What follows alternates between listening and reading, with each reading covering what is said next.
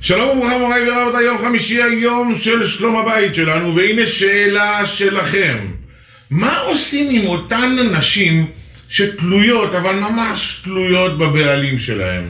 מה עושים איתן כאשר הן אינן מתקדמות בחיים ללא עידוד ודחיפה מצד הבעל?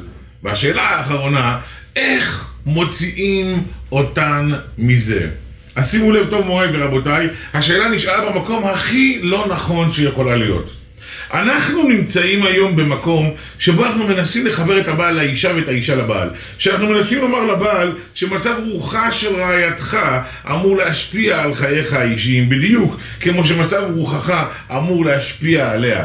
האם אנחנו באמת מנסים לגדל דור של נשים שמנותקות מהבעלים שלהם? חס וחלילה וחס ושלום. אנחנו רוצים לראות את הבעלים ואת הנשים אחודים ואחוזים זה בזו וזו בזה. רוצים לראות את האישה תלויה בדעתו של בעלה, ואת הבעל תלוי בדעתה של אשתו ובמצב רוחה. ולהפך, גם העשיר הגדול ביותר, והחכם הגדול ביותר, והצדיק הגדול ביותר, אמור שלא להצליח בחיים אם אשתו לא מצליחה להאמין בדרך שלו ולא מתחברת אליה. בדיוק כמו שאישה שמנסה לפתח קריירה, למרות שבעלה לא מאמין בדרך הזו, לא אמורה להצליח. הם אמורים לשבת יחד, להעלות עשן, להגיע לעמק השווה ולתמוך כל אחד בדרכו של השני.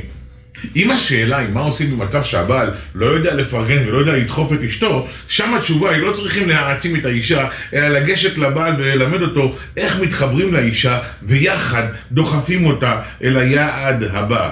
במקרים חריגים וקשים בהם הבעל או האישה אינם בני תרבות, לא נורמליים בלשוננו, ולא יכולים לעודד זה את זו וזו את זה, אלא להפך, משפילים, מקנטרים ועושים את הדברים הרעים ביותר בכדי שהשני לא יצליח בחיים. שם כבר צריכים ייעוץ אישי שלא שייך לכלל חברי הצופים היקרים והמדהימים שלנו, ושם צריכים טיפול נקודתי ולפעמים אפילו ניתוח כואב. בשגרה, בסטנדרט, בחיים הנורמליים, כולנו מלמדים את האישה להישאר תלויה בבעלה, ואת הבעל להישאר תלוי באשתו, ויחד להעצים, יחד להצליח, יחד ולפרוץ ולהפוך את העולם לעולם מאושר וטוב יותר. ברוכים תהיו.